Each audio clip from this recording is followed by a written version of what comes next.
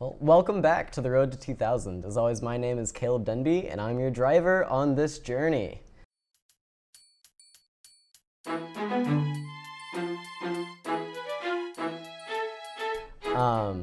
So what I wanted to talk about today was some of the games that we actually just had at the tournament going on here at the chess club, the Champions Showdown.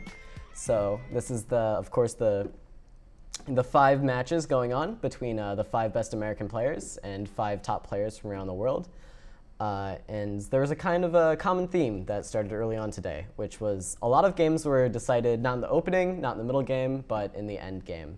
So that's going to be the topic of the lecture tonight. Is we're going to look at some of these end games and how one player managed to come out on top at the end of them. So to start off here, we've got a game between Hikaru Nakamura and his opponent in this match, Jan-Duda. So yeah, let's see how this game went. I'm just going to go quickly through it till we get to the point where we're in the end game, because that's of course the main topic. So we got e4, e5, knight f3, f4 knights. The first set of pieces were traded. Moving along. Got a couple more trades. Black regains his pawn. Yet another piece comes off. Now we see this point here. So I think this is when the end game really officially starts. We see the last minor piece come off, and also the queens. So I'm going to call this the starting point of the end game. So right off the bat, what are your first impressions? What do you look at when you first see this position, first see this end game? Yeah. You see 4 pawn islands for black? Yeah, that's exactly right. One thing to do is to find out who has the better pawn structure. One way of doing that is counting the pawn islands. Of course, black has 4 separate pawn islands, groups of pawns that aren't connected to each other. And he also has these double isolated pawns as one of the pawn islands. So black definitely has some weaknesses. What else are you looking at when you first see this position besides the pawn structure?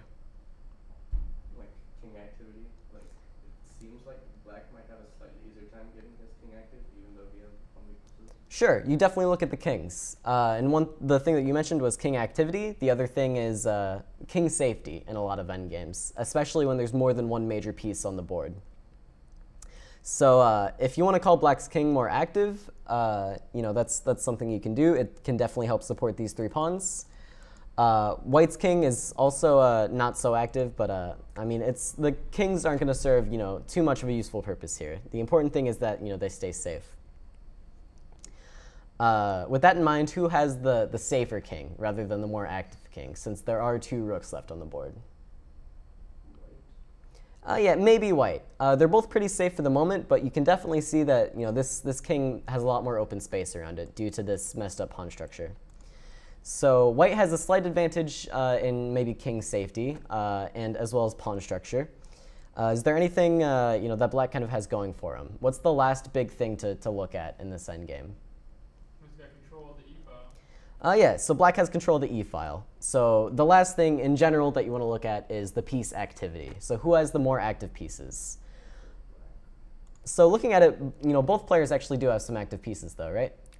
White can invade on this b file and is attacking this weak c pawn. Meanwhile, black is looking to invade on this e file and is attacking the weak d pawn. So players I think both have some active pieces right now. What it's going to come down to is who can use them more effectively to target the opponent's weaknesses. And in the end, we've already decided black has more weaknesses, so white should definitely have the edge in this endgame. That's kind of the 3 things that I would look at when I'm just evaluating a position like this. So the pawn structure, the kings, as well as the piece activity. And if you want to list those in order of importance, I'd say piece activity is almost always the most important.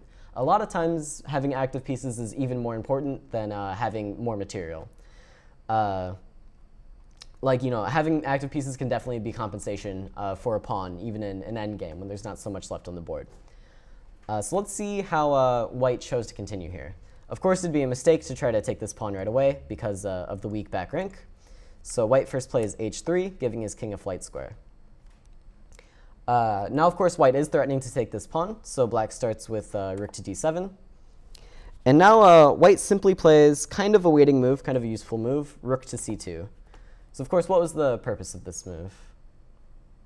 To stop him coming from E2. Yeah, it stops the black rook from invading, right? White would love to try to invade right away.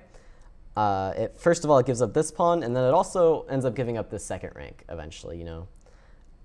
Maybe white would take, but black could start to invade.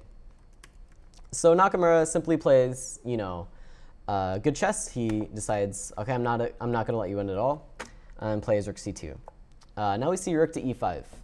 So already you can really tell that the players are focusing on the activity of their pieces. White wanted to limit black's activity. Black is still trying to find good squares for his rook and targets to attack. Targets in this d3 pawn and this a2 pawn. We see king to g1. White is improving his king. Rook e to d5. Black decides to focus on this target. Rook c to c3, simply defending. King g7, king f2, just both players improving their kings. We see pawn to c5, which this move is, it's got some benefits and it's also got some downsides. So what is one benefit of pawn to c5?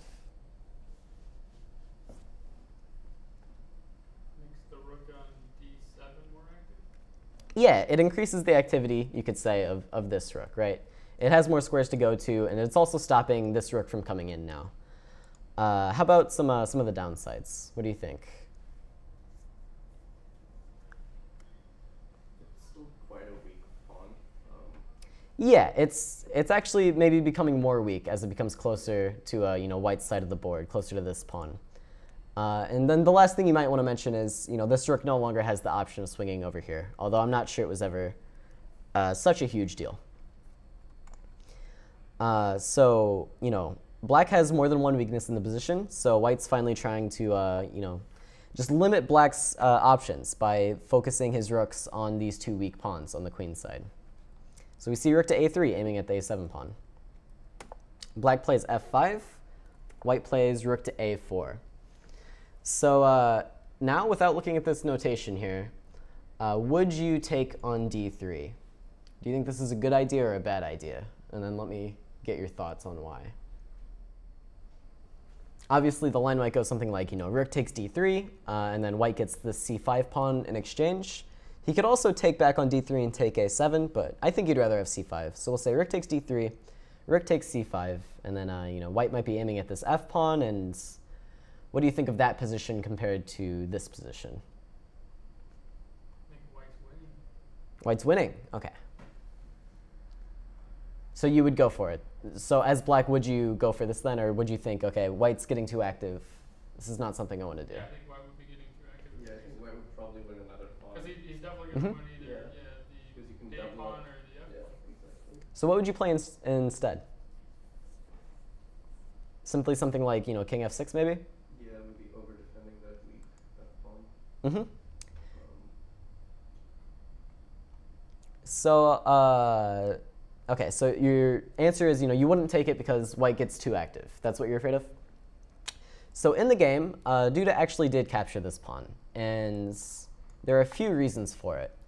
The simplest one and the main one is while white is getting slightly more active, black is also getting things in exchange. So what is black getting in exchange for allowing this white rook to kind of be freed and to take black's c pawn? You can get in on the second rank. So yeah, black's rooks are also getting active, right? White's not the only one gaining in activity here. Black's going to invade the second rank. And then there's another big achievement that black has made by taking this d3 pawn in exchange for c5. And it's kind of self-evident. But the point is, black is defending this endgame, right? We all agreed black is slightly worse. And when you're slightly worse, especially in rook endgames, there's always the adage, trade pawns, not pieces. So black is simply taking more pawns off the board. With every set of pawns that comes off, black is closer to achieving that draw. So because of those reasons, we do see rook to d3, rook to c5, and then maybe Duda just calculated further than everybody here, but Duda decided he probably isn't actually also losing this pawn.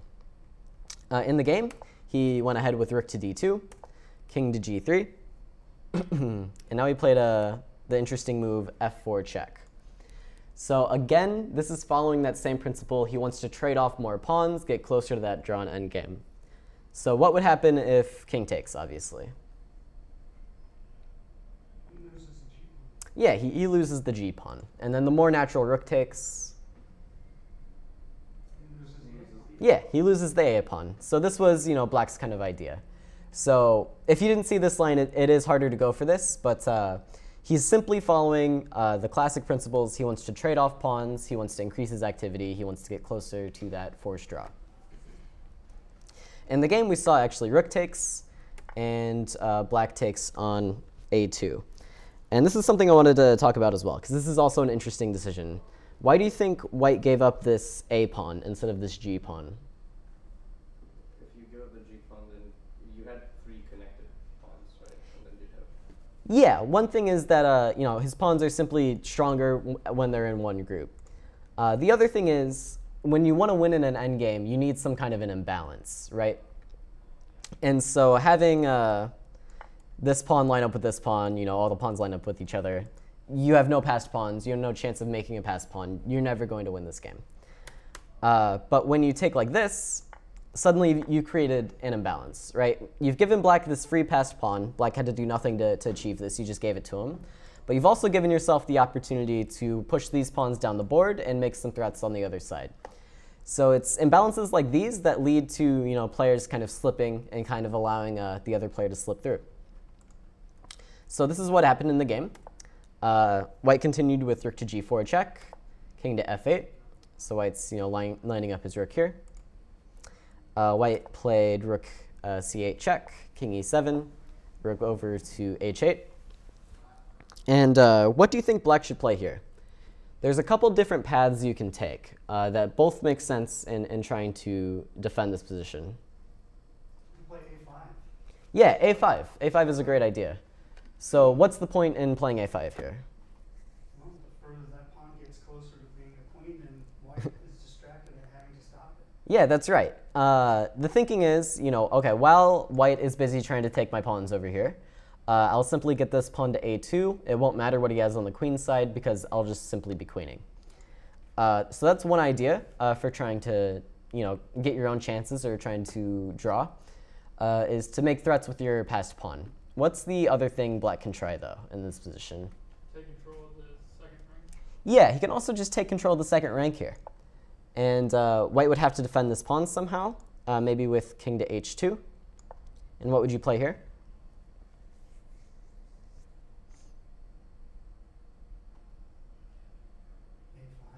A5. Well, yeah, you can play a5, but Could you play rook to a3, threatening that pinned pawn? yeah, that's a great idea. So if you wanted to play a5 here, I would just say you should have played a5 in the first place, because this rook might be better on d7 then. But yeah, this idea of bringing your rook to the third to attack this pawn is actually correct. I might use this rook instead, though, just because of the way the pieces line up. And so with this pawn attacked, there's only a few ways white can defend it. Coming back to the first, to unpin doesn't work, because we can simply give this check and repeat. So white might have to play something like pawn to f4. And with the advance of this pawn, white is actually creating a few more weaknesses. And now, let's see. I'm not sure the most accurate way to continue here. I didn't have the entire endgame memorized, but black has created some more weaknesses. He's activated his rooks. And so this is kind of another way black can go about it, is trying to now maybe attack this f pawn somehow. I'm not sure. Maybe rook to f2, maybe rook to d4. And when you take here, maybe I'll play something like rook to a4. Excuse me. So yeah, just kind of this active defense where black is posing some problems for white, because his pieces are kind of awkwardly placed while he's taking this pawn on h7. This is the type of thing Stockfish goes for. I think a5 is much more natural, and as such, this is what Duda actually went for in the game. But this is kind of where his problems started to begin, is this a pawn wasn't quite fast enough to make up for white's pawns on the king's side. So we do see rook h7. And again, Duda can go for this sort of weird looking rook to d2 with the idea of putting pressure on this pawn. Instead, we see rook to a7, putting the rook behind the passed pawn, which is another principle that everybody learns about endgames, but it's not actually correct here. Even with this plan of pushing the pawn forward, I think it makes more sense just to continue with a4 rather than play rook a7, just because it's simply faster. It's a faster way of getting this done. But we do say rook to a7, and now Hikaru simply continues with rook to f4. You know, he's taking the h-pawn, he's taking the f-pawn now. So black, of course, doesn't want to allow this, so he plays king back to f8. And now we simply see h4. So white has managed to, you know, scrounge up a pawn advantage, and now he's going to just push his pawns down the board. We see a4, h5, king g8, rook h6, the only reasonable move, a3, both players just pushing their pawn forward. Rook to g4 check, with the idea of preventing the king from forcing this rook to awkward squares. King f8, rook h8, king e7, h6, rook a1, h7, rook h1, rook h4, takes, rook a4, g4, and already this is hopelessly lost. Because after a2, of course, what's the final winning blow? Yeah, sacrificing the rook on e8, so you can queen with check, and then stop this pawn. And black resigned shortly after, actually. He resigned here, because there's no way to stop white from forking the king and rook. So what do you think actually ended up going wrong there for black? Because it looked like he played very naturally, even up till the ends. Even here, he has some sort of chances to try to save this game.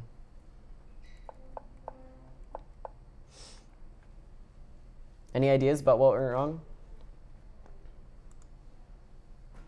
Well, he could attack the rook with the king. Yeah, so he attacked the rook, but yeah, I think you're right.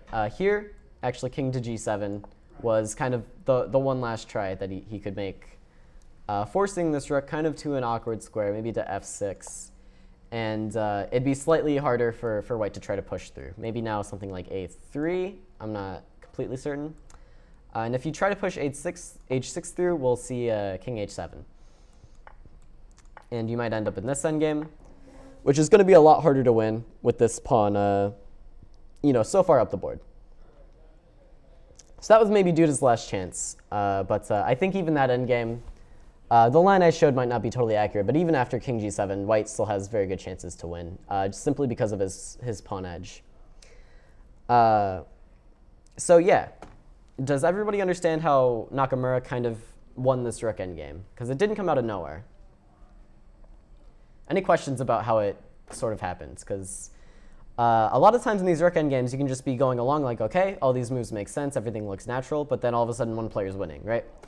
And I just wanted to make it clear that Nakamura's edge kind of at first came through black allowing white's rooks in. Although this decision was fine, black then had to continue to play actively by bringing this rook to the second rank, right? He kind of, you know, let rooks in and then gave up on, you know, his active game plan with the rooks and decided, okay, I'm just going to push this pawn. And it turned out it simply wasn't fast enough. So he should have gone for this rook to d2 idea, in my opinion. So yeah, that's the first rook endgame, which is kind of the most mysterious one, because we went into it here, even material. The only advantage is, you know, these pawns are slightly weak, and then Nakamura did end up, you know, managing to win it. And what it always comes down to is rook activity. White got his rooks in, he won a pawn, and then he pushed on to victory. So yeah, the next game is this one between Wesley and David Navara. Instead of flipping through the game really quickly, I'm just going to jump to the position. So we see, let's see, I guess we can start it here. So we see rook takes rook, pawn takes rook, and rook d1. So we're not quite to just a plain rook versus rook endgame yet. There's still bishops on the board, but what do you think about this one? Any ideas on who might be better here, who might be worse here? If it's drawn or if it's winning, or if, you know, there are any winning chances. All these questions. It looks pretty close, but I like white.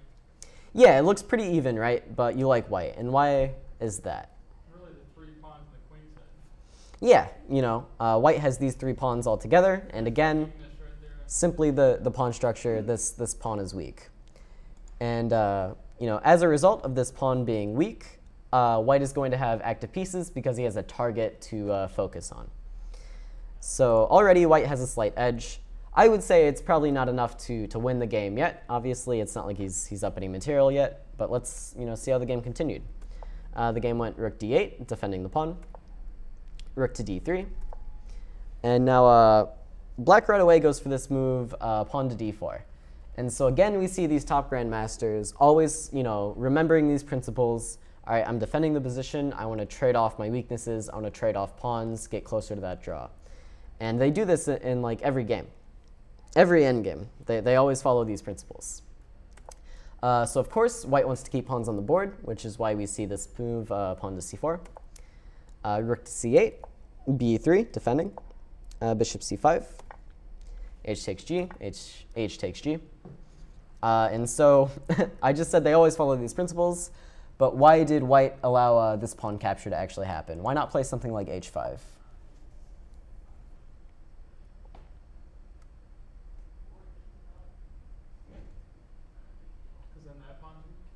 Yeah, it's keeping pawns on the board, but it's keeping a weakness for white on the board. Meanwhile, this h6 pawn isn't so easily attacked, right?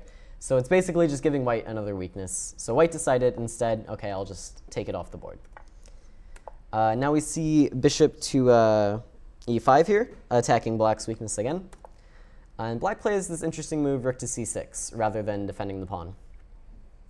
So fortunately for black, this is defending the pawn kind of indirectly. So how is that? If you take with the bishop, you get pinned. Yeah, exactly. You can't take with the bishop because of this simple tactic, pinning the bishop to the rook. So instead, we see rook to d2. Now, of course, if black does nothing, white can take and play bishop c3. And then, OK, this pawn is hanging in the end, but this pawn is also hanging in the end. So white would be up a pawn. So instead, what do you think black should do here instead of something, just some passing move?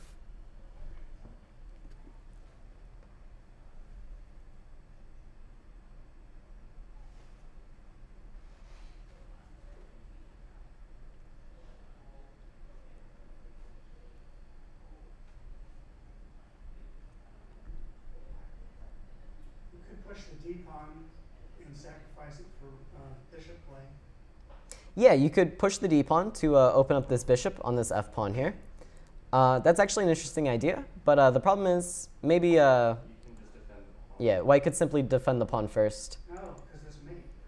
I mean, it's not mate, but the rook swings over to h6. Yeah, yeah, I'm sorry. f3, you're right, probably isn't the best move, but I think this bishop g3 might be doing the trick. It's a good one. Yeah, it's very well spotted with rook h6. Yeah, and then simply on the next turn, white might capture this pawn. But yeah, d3 is interesting. Maybe d3 in tandem with this other idea could also work a bit better.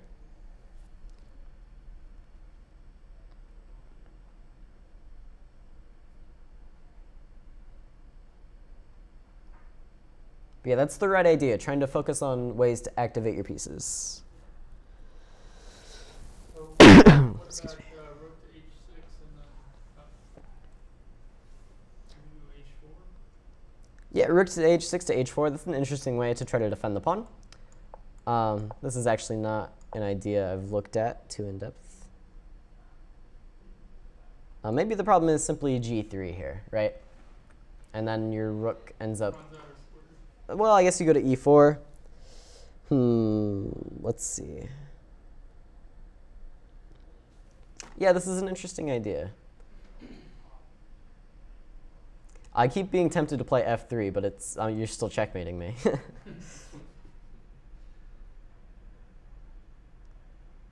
Perhaps king f1 here.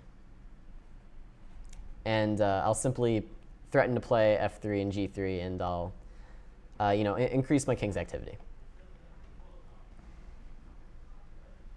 The line can keep going, though. Any other ideas for black here?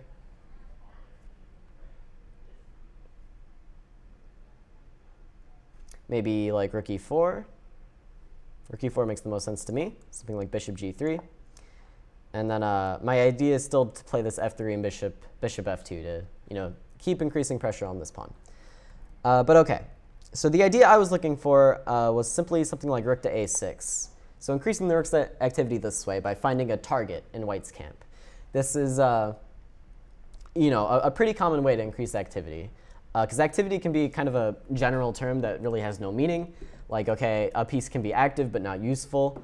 And so we're looking for active pieces that serve a useful purpose. So this rook qualifies because it's attacking a weakness. So now, of course, if white were to take, we would simply, trade pawns. So maybe white tries to defend this somehow with something like a4. Then maybe black can simply go to b6, and there's a new weakness for white to deal with. So this would be an interesting way for black to try to, keep his pawns together. Yeah.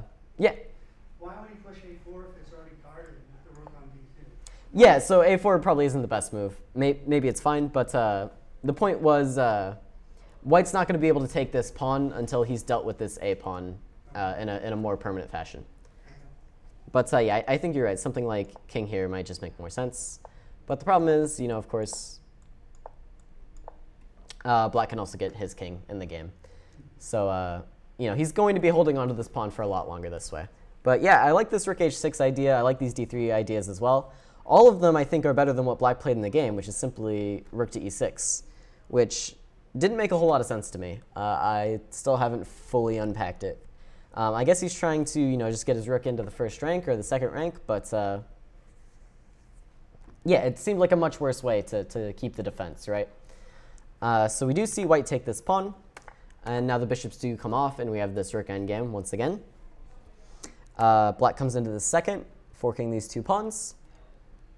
But unfortunately for him, after rook d7, rook f2, we see this move a4, which is quite strong. So right now the material is even, but white's going to take another pawn, basically. Of course, it'd be a mistake to take here, because, again, it's trading more pawns, getting closer to a draw. So, okay, so yeah, this a4 move is actually quite strong, because, again, it keeps pieces on the board, gives whites more chances to win the game. Of course, black just keeps playing more natural moves. He plays b6. Any idea why he'd rather give the a pawn than the b pawn? Gives the b pawn, it's easier to defend than the b pawn.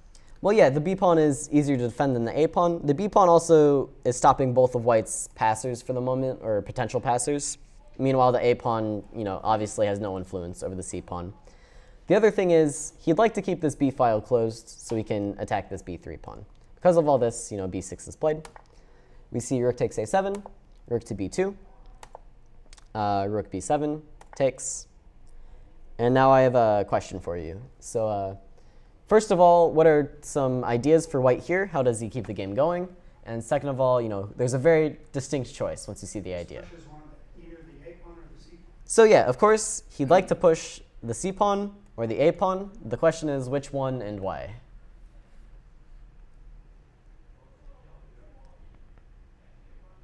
I push the a pawn because I think that the b pawn is more valuable than the a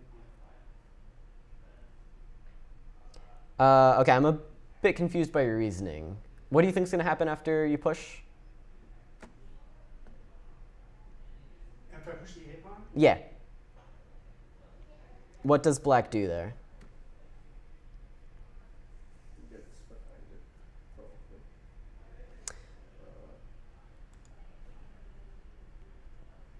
So let's talk in specifics. So let's say you push a5. What is black's move? Rook to a3. Rook a3, but then simply the a pawn takes the b pawn, right? And then you've connected passers, and the game would be over. So black has to do better than that. He just has to. He's Dave Navara. He's got to do better. So if he pushes, then No, it's the same. it'd still be captured, right?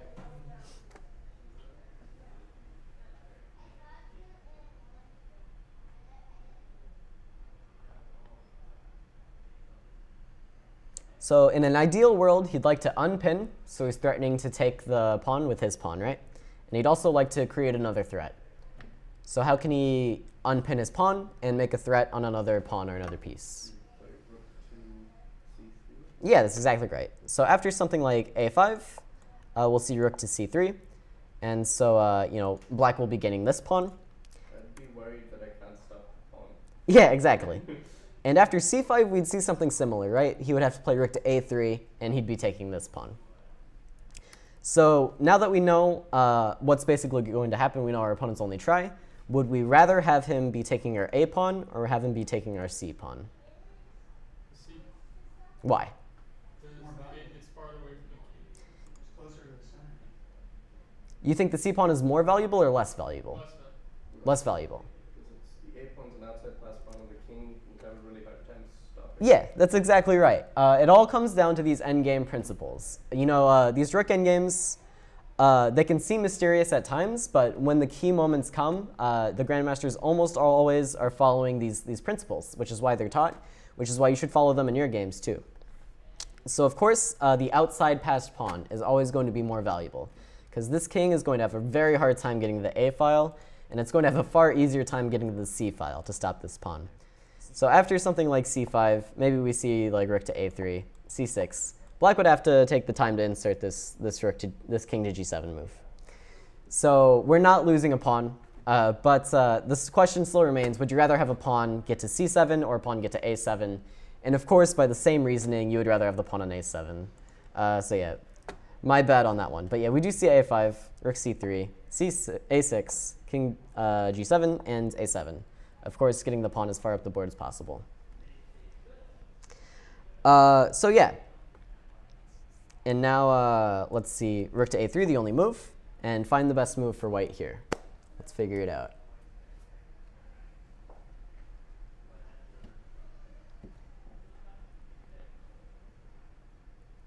Not if he just starts to centralize. Are you talking about white or black's move? White's move. White to move. So yeah, what can you try to do? He can try to get his king closer to the center. Yeah, so you can, bring the king over. There's something he should do before this, though. And so I'll tell you a quick story. I was sitting at the front desk of the chess club. Wesley finished his last round for the day. He'd come down, he was chatting with everybody. He's a very personable guy. And he looked at my computer and asked me what I was working on. And I was like, oh, I'm teaching a class tonight on some endgames. I'm actually using one of yours.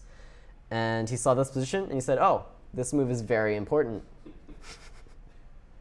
So I have it on good authority that this is a very important move.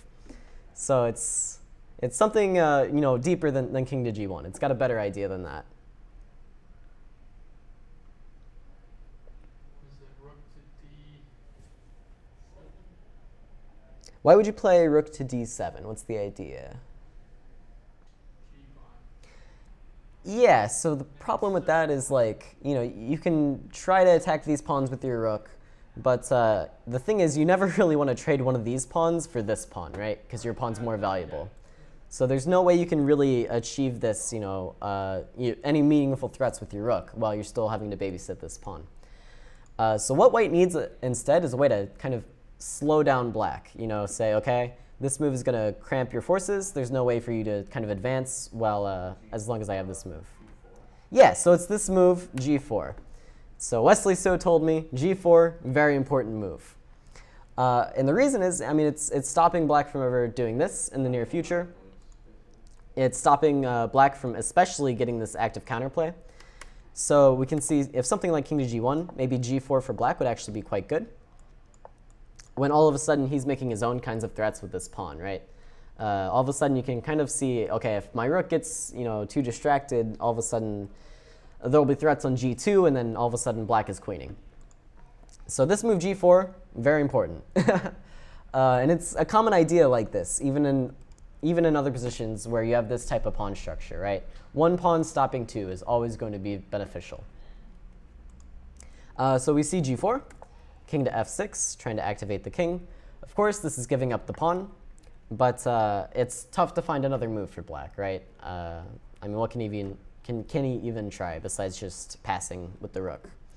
When, of course, now your idea of bringing the king over becomes, quite reasonable. So we do see king to f6, giving up this b pawn. White takes it. Black activates his king. Rook back to b7. Of course, we want to keep our a pawn. King to f4. So now we see before any black can start his counterplay, he's having to deal with this g pawn. Of course, this is giving up f7 with check. White doesn't want it just yet. He gets his king more active first.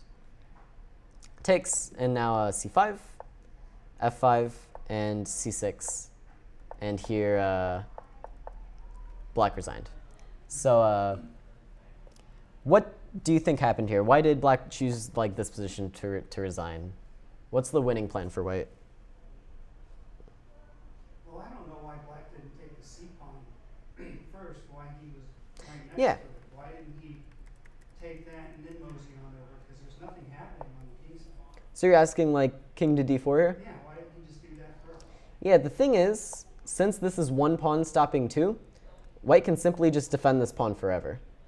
Black isn't going to be able to make any threats on the king side until this pawn is gone.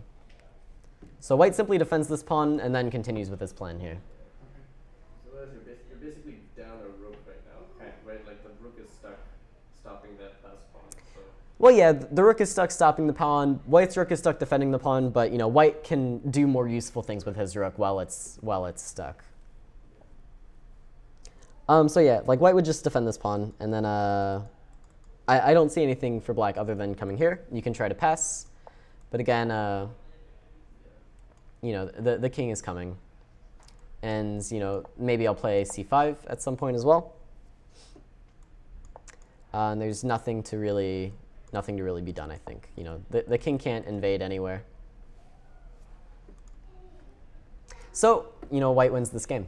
But yeah, g4, again, one pawn stopping two. It's always a very good thing to have in your games. It's a very important idea.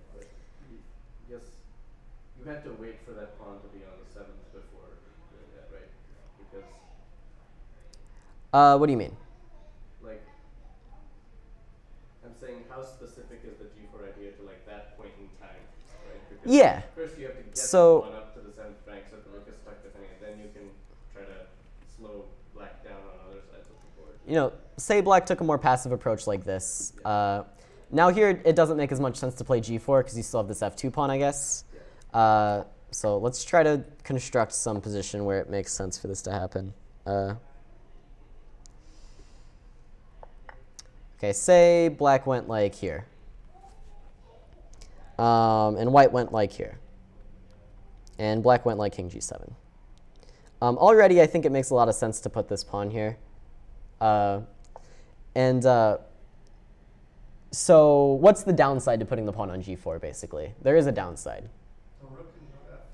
Yeah, the downside is it makes the pawn a lot weaker, right? It removes the pawn from the defense of the king. But the upside is, of course, it's stopping these pawns. So basically, in this specific position, it becomes a good idea to play g4 when the black rook can't easily just swing around and take it. So whether that be because you have a pawn on the 7th or because black has to babysit this pawn, either way, it's probably like a good idea now once the rook is kind of immobilized. So the game might have gone something like, I don't even know. This looks terrible. Sure. Those 3 pawns there is like pretty far. Yeah, and I mean it's already over. So yeah, with the end of that game, it's now 6:53. So if you're playing in the nights and want to head back over, you're welcome to do that. Thanks for coming out, Richard. Hope you learned something. I did, thank you. Awesome. And Win every rook endgame. yeah, no, because like in chess, it's always said that rook endgames are always like the most complicated. No, grandmasters always mess them up, which is why we have all these principles to fall back on. And these principles are actually quite reliable, and grandmasters are always using them. You just want to activate your pieces, target weak pawns, and stuff like the outside passed pawn is more valuable. Always also comes in handy.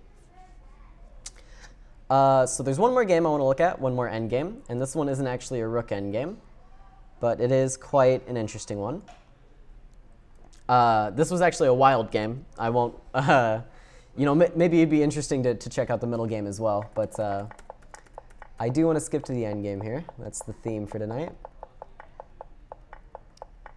So eventually we see, yeah, these rooks come off and these rooks come off as well.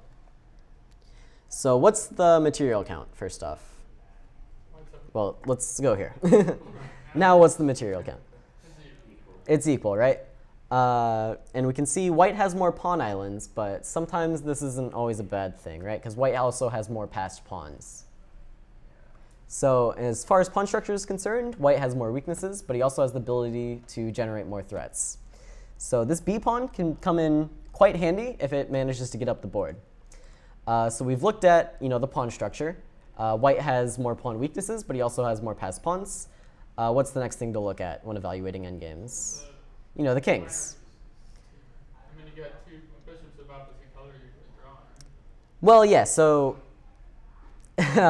that's kind of a misleading thing, yeah. So, of course, with opposite colored bishops, if, the game were to continue like this game might be drawn. But with queens on the board, it's a far different story, right? So let's look at the kings first. Who has the safer king? Black by far, right? He has 3 pawns in front of his king. He has plenty of shelter.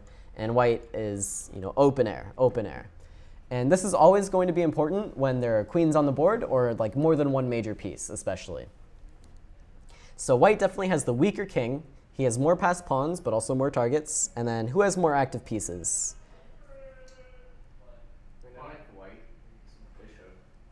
Yeah, white's bishop is, it's solidly placed on c3. It's defending 2 of the weak pawns. White's queen is also centralized. It's defending the other 2 weaknesses. But black's pieces aren't bad either, right? This queen has a lot of options. It can come into the 2nd rank, the 1st rank. It's attacking this pawn. It can come to g4 if it needs. This bishop has plenty of scope as well. So both players have active pieces. White has a weak king. White has more weaknesses, but also a passed pawn. So which side would you rather be here? Ignore the scores. Would you rather play with the white pieces or play with the black pieces? Probably white. Probably white? Yeah. Because they have the pass pawn. Yeah, I don't know. In blitz, I might take one, and in a longer game, I might take another. But So yeah, well, this is a rapid time control. I'm sure both players rather be white. It just seems like the plan is more straightforward. Like black is very solid. Mm-hmm. You have to stop the pass pawn, and you actually have to, like if the white king stays on dark squares, they could probably avoid most of the checks. Yeah, interesting. So yeah, of course, black actually ended up winning this game, and I think black does have a slight edge here. And this is something that I think is undervalued a lot in these endgames, is the safety of the king. And that's really what told the tale in this game. Something else that a lot of people have been told about pawns, especially passed pawns, is their value increases as they go up the board. Have you heard that? So yeah, this pawn is still on b2. It's a long way from being like a danger to black's position. So yes, he's going to have to make sure this pawn doesn't get all the way up the board. But white's not going to be generating many threats with it still on b2. The last thing I want to mention about the specifics of this endgame is, while this pawn is passed, you did mention its opposite colored bishops. And when you mentioned it, you said that makes it more drawish. But specifics to opposite colored bishop endgames, the reason it's drawish when there's only bishops on the board is because it's tough to push the pawns, right? This bishop can always control b5. This bishop can never control b5, right? So that makes the passed pawns difficult to push. And while that makes it drawn when it's just the bishops on the board, that just adds another factor with the queen still on the board, right? So especially with queens on the board, one reason it's not as drawish is because white can't defend these squares around his king with his bishop. So that makes his life a lot more difficult. So this game was kind of crazy. It took a long time for Topalov to figure it out, but let's see how this game continued. We see king to f2, improving his king, defending this pawn. h6, simply giving his king left. Queen to d4, bishop e6, queen f4, white's kind of passing time. Bishop d5, king e3, queen b6, queen d4, queen c6, king d2. None of these moves are like particularly groundbreaking. Both players are just kind of maneuvering their pieces towards better squares. Bishop back to e6, Queen d8 check, king h7, check, g6, queen e3. So we see black has kind of created this sort of structure around his king, so he can't really be checked from anywhere. Queen g2 check, king e1, bishop c4, queen to f2. So white actually had a much better option here, which is kind of keeping in line with the idea of piece activity being more important than a lot of things. So try to find something extremely interesting for white to try here. To create a threat. So you're talking like queen d4 maybe? Yeah, or maybe like you push the pawn first, you push the e-pawn first. So what's the obvious problem with queen d4? Check, faint. Yeah, okay. But you've got the right idea. Black has created some weaknesses in this camp by having to push g6. So this move e6 is actually quite strong here for white. And then you create a battery maybe on e5. Yeah, and the white queen might come here. It's defending this threat as well as now threatening his own mate. So black would have to deal some serious threats here. Maybe you would play a check, check, and take. But now what has white forced? Yeah, he's forced a queen trade when this endgame is going to be a lot harder to win for black. So this is an idea that Dominguez unfortunately didn't spot or didn't think was worth playing. So in the game, instead we saw queen to f2, queen e4 check, king d2, and the players continued shuffling around for a bit, queen to f4. And now this move, g5, gets played. What do you guys think about this move?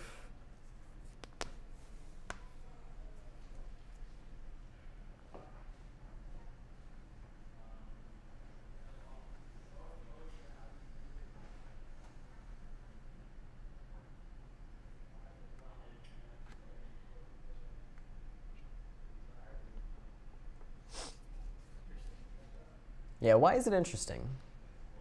Well, you're pushing your pawns further down the board with threat, so that means you're making progress. One thing is, yeah, the pawns are getting closer down the board. You're taking away extra squares from white, right? Where have white's pieces always, been able to find a safe home? On the dark squares, right?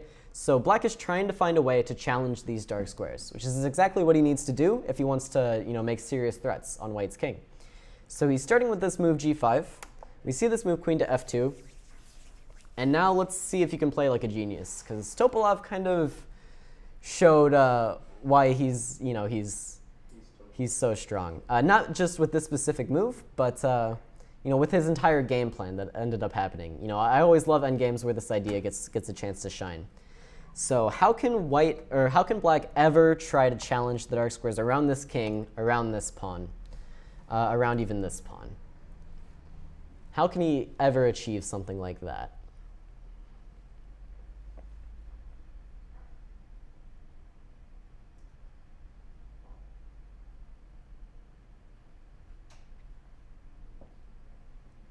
Because it's first of all physically impossible, or legally impossible with this bishop. This pawn obviously isn't going anywhere. And that leaves, just 3 other pieces, right? So yeah, that's exactly what he did in the game, is he slowly but surely maneuvered his king up the board to try to challenge these pawns. The other way to do it is by, pushing these pawns as well. But you really don't want to be trading off one of these pawns for this pawn, because then again, it's that much closer to a draw. It's that much closer to, there's no pawns left on the board, I can't win the game. Which is why, Topalov starts with king g6. We see this move bishop d4, bishop c4, queen e3, queen c2, bishop c3, queen g2. We see queen f2 once again, check, and now king h5. He inches another step closer up the board. And the reason he's allowed to do this is because, let's see, what would happen if white were to check here?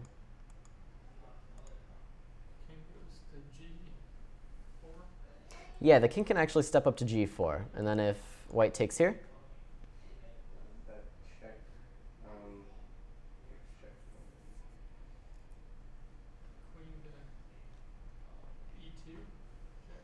Yeah, queen to e2 check maybe, and then king c1. And what if you played bishop to b3? Yeah, Not sure. and Yeah. Not sure how you're stopping that. like white has to come like all the way back to defend d1, but that leaves c2, so it's, yeah, white would simply get mated. So Topalov spots this, which is why he goes for this king h5 move. We see queen to e3 now. Queen g2 check, king c1, bishop e6, bishop e1, bishop f5, queen to d2. Again, you know, it's white's just trying to shuffle around, trying to make sure his king doesn't get exposed to too many threats.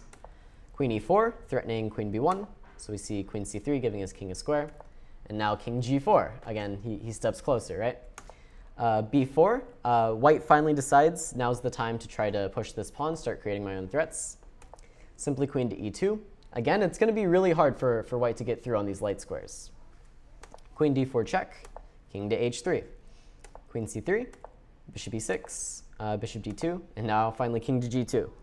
And so black has actually found shelter behind, you know, white's pawns instead of his own. And now all of a sudden, there's always this extra attacker on this g3 pawn, right? Which makes things extremely awkward for white to deal with. In fact, he ends up just you know, not being able to deal with it, right?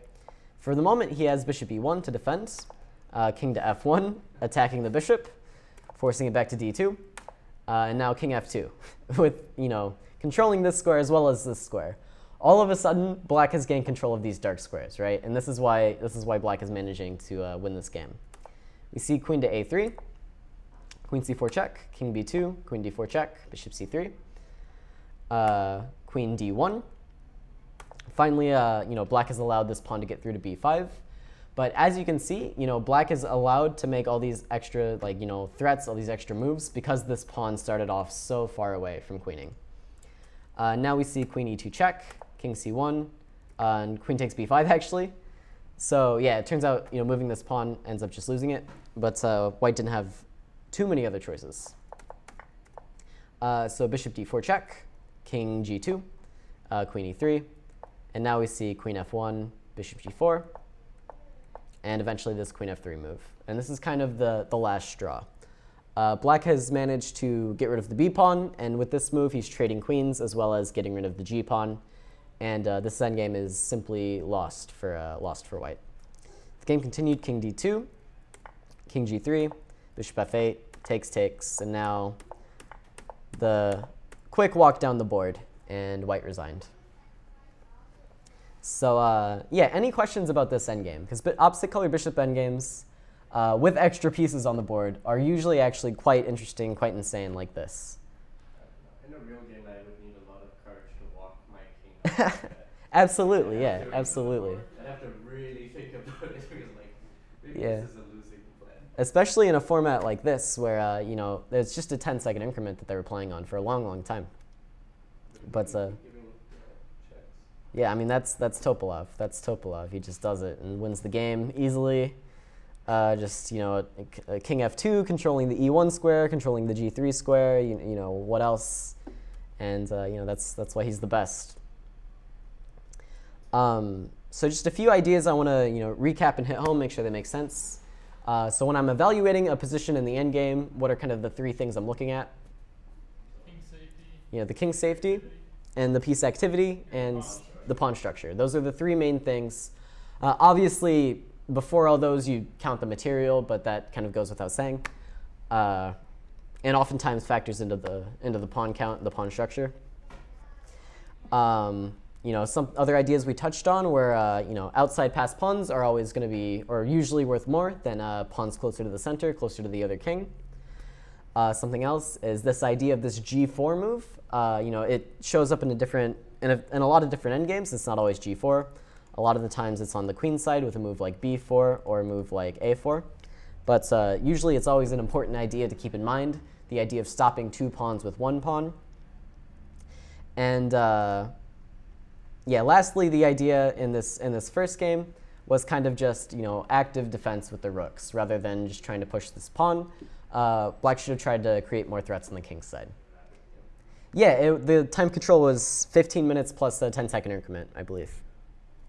But yeah, all these games happened today, so amazing chess like this is always going on. These amazing endgames are always going on. So my advice, especially if you're trying to improve, is to watch a lot of these tournaments, especially the ones with commentary, because like Yasser and Maurice and Jen always have interesting things to say, insightful things to say about these endgames.